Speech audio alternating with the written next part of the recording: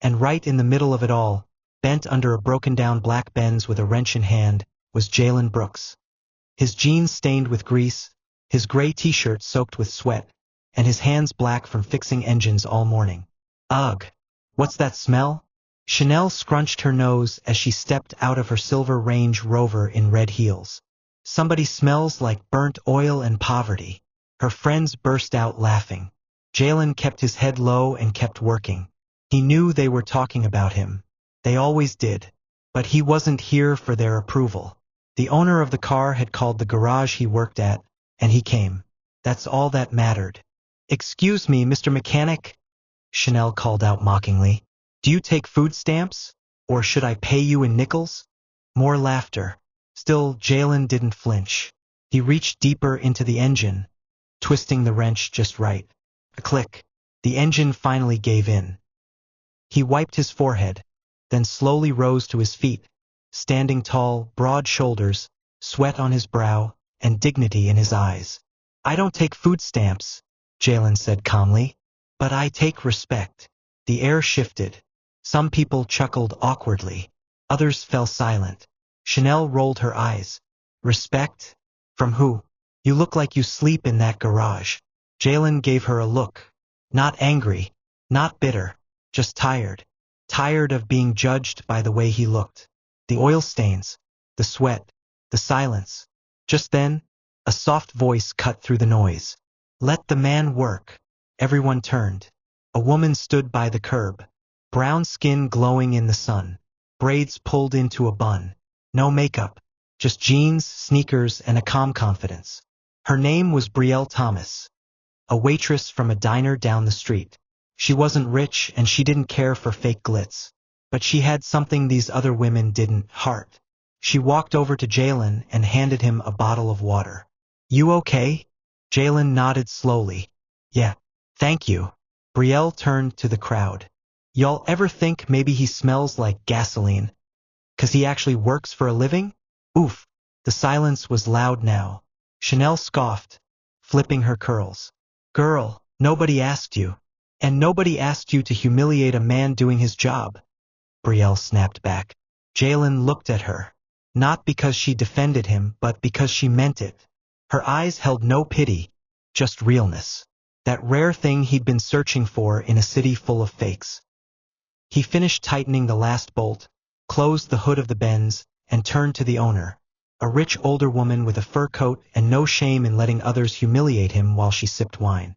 "Your car's fixed, ma'am," Jalen said. "She'll start just fine now." The woman tossed a crumpled bill at him without even looking. "Thanks."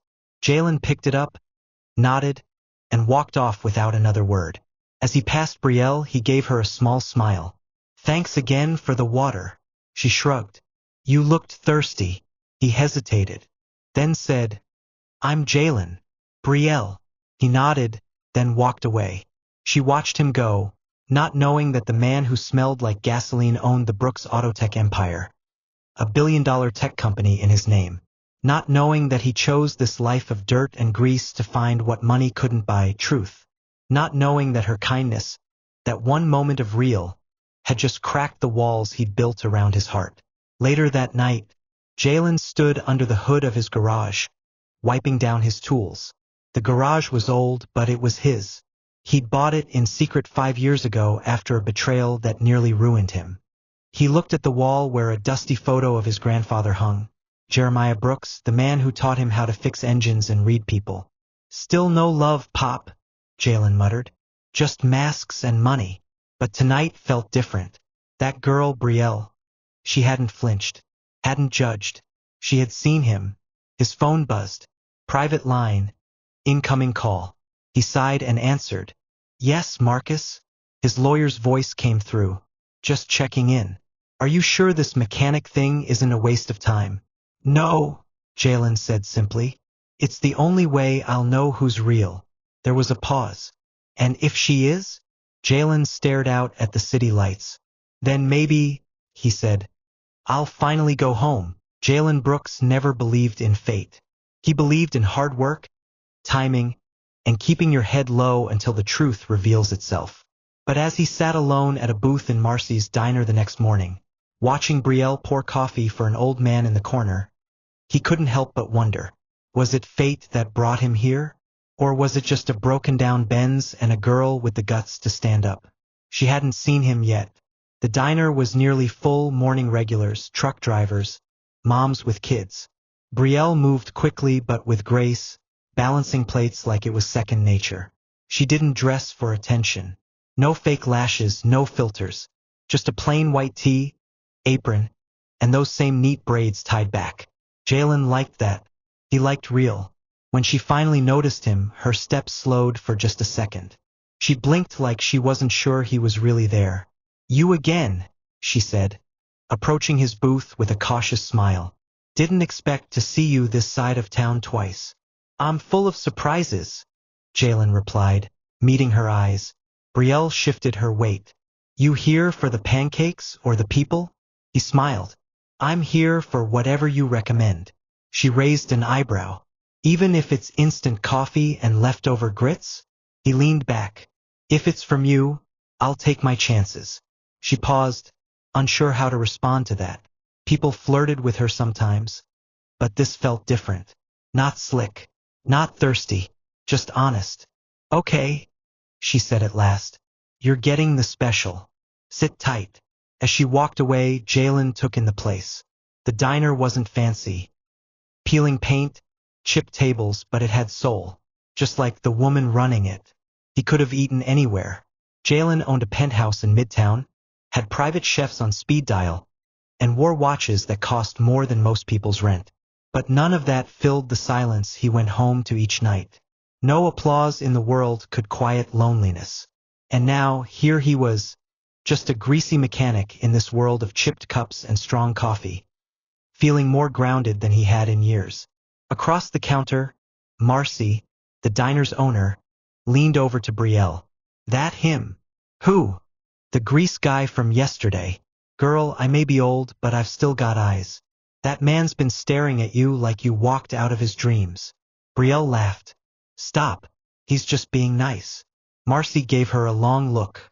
"Nice don't usually drive folks across town just to eat eggs. Don't play dumb." Brielle tried to brush it off, but something inside her stirred. Maybe it was the way he looked at her. Not with lust, but with something softer. Respect, maybe. Curiosity. Or maybe it was just her loneliness talking. She brought his plate, eggs, grits, toast, and set it down. "You don't owe me anything, you know," she said. "For yesterday. I didn't do it for thanks." Jalen nodded slowly.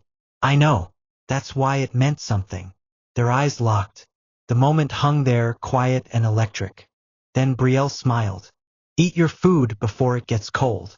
Later that day, after his meal, Jalen stayed to help an elderly man whose cane had slipped under a table. Then he held the door open for a mother juggling twins. He wasn't trying to impress Brielle. It was just who he was beneath the grease. Real recognized real. When Brielle came out during her break, she found him sitting on the curb outside with a bottled water in hand. "Don't you have a garage to run?" she teased. "Boss gave me the day off."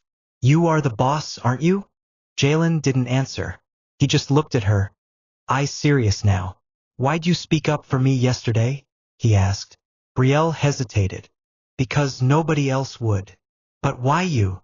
She looked at the street. "Because I know what it's like to be invisible. Or worse, seen but still judged." Jalen nodded, understanding her more in that moment than some people he'd known for years. "My mom used to say," Brielle continued, "the strongest hearts don't scream, they serve." He leaned forward. "Your mom sounds wise." She was. "Cancer took her last year. I'm all that's left." Jalen's throat tightened. He didn't speak right away. "I lost someone too," he finally said. "Not to death, but betrayal. Still felt like something died." Brielle glanced at him, something in his voice tugging at her. They sat there, side by side, strangers bound by invisible scars. Then Jalen reached into his back pocket and handed her a folded napkin. On it was his name and number. "I know I look like a guy with grease under his nails and nothing more," he said. "But if you ever want to talk, or just eat somewhere that's not this diner, I'm around." Brielle looked at the napkin, then at him. You're not what I expected. He smiled. Good.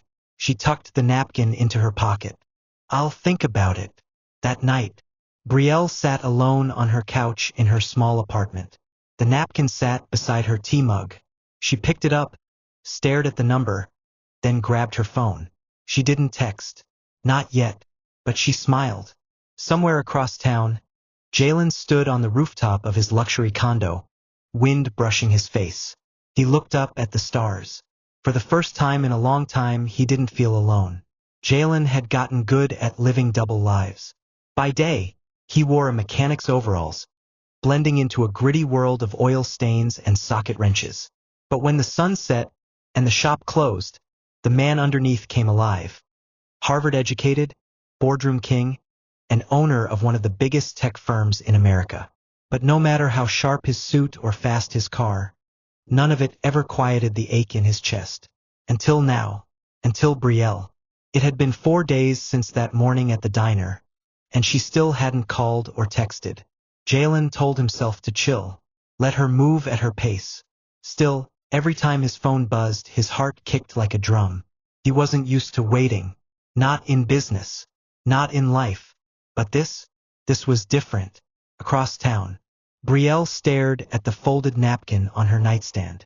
She'd read the number so many times it was burned into her memory. Something about Jalen felt safe, real. But real scared her. Real could leave. Real could lie. She had trusted once, and all it gave her was disappointment and a mountain of debt. Brielle wasn't just guarding her heart. She was protecting her peace.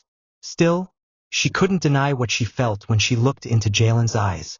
That calm, that depth, that gentle, almost painful silence he carried like an old wound.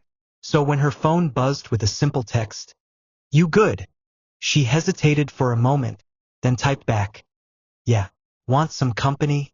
Later that night, Jalen's garage.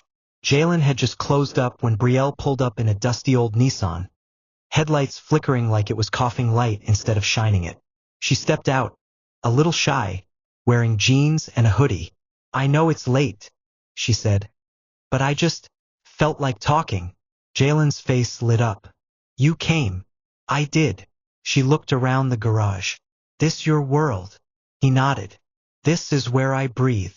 Brielle walked over to a half-rebuilt classic Mustang. Her fingers traced the metal. "You're full of surprises." Jalen leaned against the hood. "People judge what they see on the outside. I've learned to let them. It keeps the noise out." She turned to him. "You ever feel like you're pretending?" His jaw tightened just slightly. "All the time," he admitted. Their eyes held a pause. Then Brielle smiled, small but real. "Show me something. Something you built."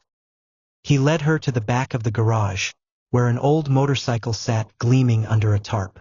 He yanked it off, revealing custom chrome, slick lines, and the words "Freedom Chaser" engraved in gold on the gas tank.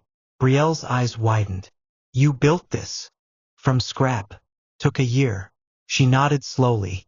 "So you like building things from broken pieces?" Jalen looked at her then, really looked. "Yeah," he said softly. "That's kind of my whole life." Meanwhile, Midtown Hotel penthouse. Back in Jalen's old world, someone else was looking for him. Trayvon, his former business partner and longtime rival, stood in front of a city skyline, swirling whiskey in a glass.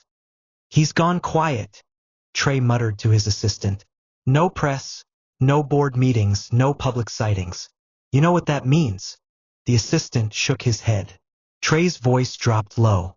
"He's hiding something. Find him." Back in the garage, as Jalen fired up the motorcycle to let it rumble for Brielle, she smiled wide, eyes sparkling with genuine joy. "No way this beast runs." Jalen winked. "Wanna bet?" The garage roared alive with thunder. Brielle laughed, loud and unfiltered. It was the first time Jalen had seen her drop her guard. "Take me for a ride," she said on impulse. He raised an eyebrow. "You serious?" "Serious enough to trust you.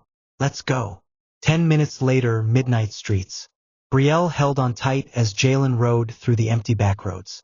The wind howled around them, But in that moment, there was no fear, just freedom, trust, and something neither of them could name.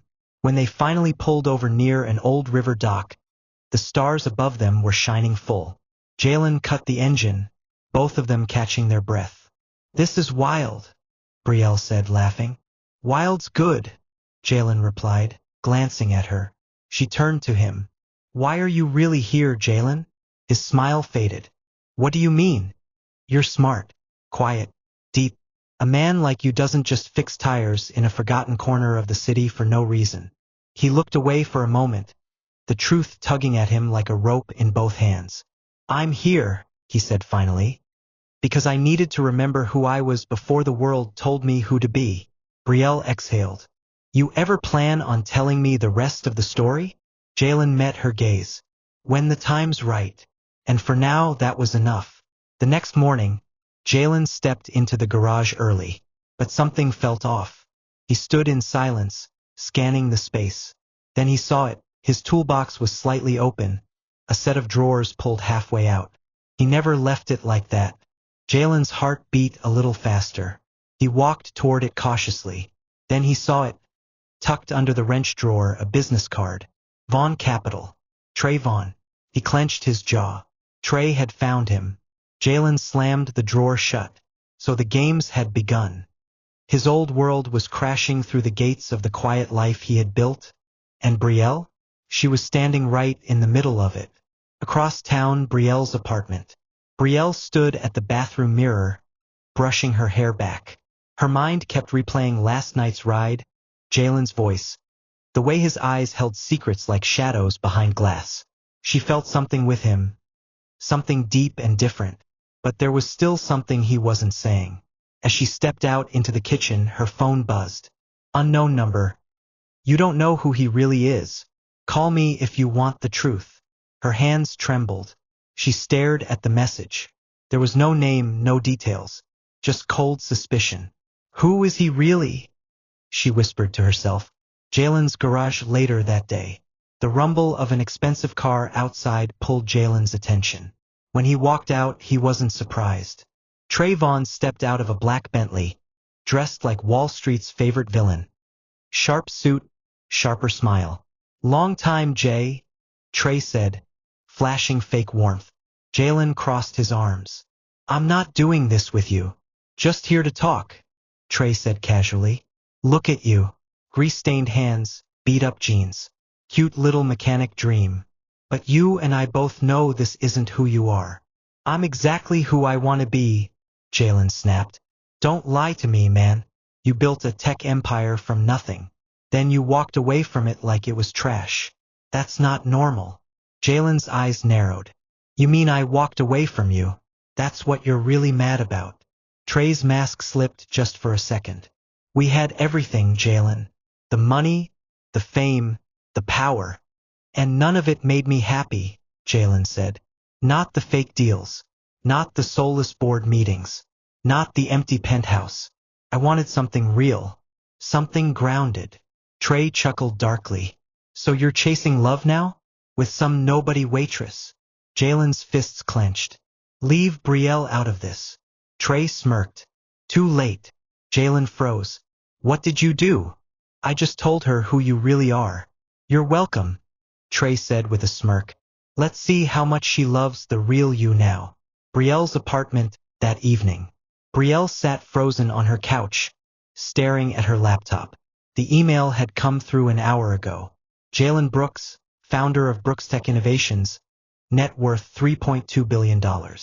Featured in Forbes, GQ, Time. Multiple appearances on Wall Street panels. Harvard MBA.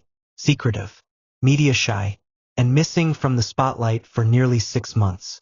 Everything she thought she knew about him was a lie. She stood up in shock, her chest rising and falling fast. Suddenly, there was a knock at the door. She opened it slowly.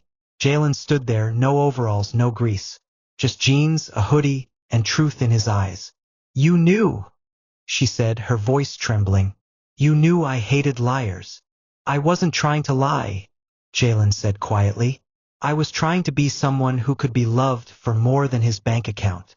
Brielle's eyes welled up. You could have told me. I was going to, he said, stepping closer.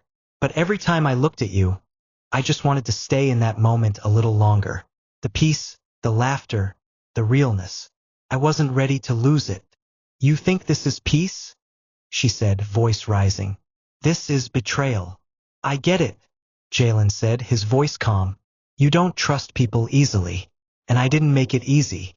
But I never lied about how I felt. Brielle's arms wrapped around herself. She looked away. I don't know who you are anymore. I'm the same guy who blew on your soup so you wouldn't burn your tongue, he said gently. The same guy who chased you across town just to make sure you got home safe. The same guy who's falling in love with you. That hasn't changed. Her lips quivered. I need time, she whispered. Jalen nodded slowly. I'll wait, as long as it takes. And with that he turned and walked away. Back at the garage midnight. Jalen sat on the floor, leaning against the wall. The silence pressed in heavy. He had given her his truth. All of it. But sometimes the truth doesn't set you free. Sometimes it leaves you bleeding. Still, for the first time in a long time he wasn't hiding anymore. And that counted for something. It had been 3 days. 3 long, quiet days since Jalen had told Brielle the truth and walked away without expecting anything in return. He hadn't gone to the garage. He hadn't answered any calls. He just stayed home, alone in his tiny apartment above the shop, letting the silence speak louder than his thoughts.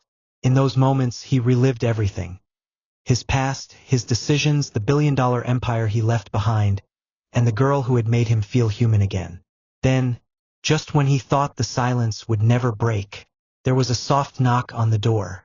Jalen rose slowly, unsure whether to hope or brace for more pain.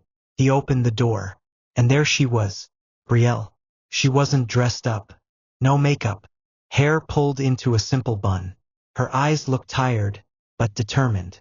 Hey, she said softly. Jalen couldn't find his voice. He just nodded.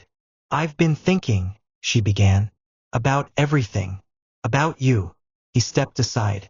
She entered slowly, her hands clutched in front of her. When I found out who you really were, I felt betrayed. Not because you were rich, but because I thought you didn't trust me. But now I see it differently. Jalen looked at her, waiting.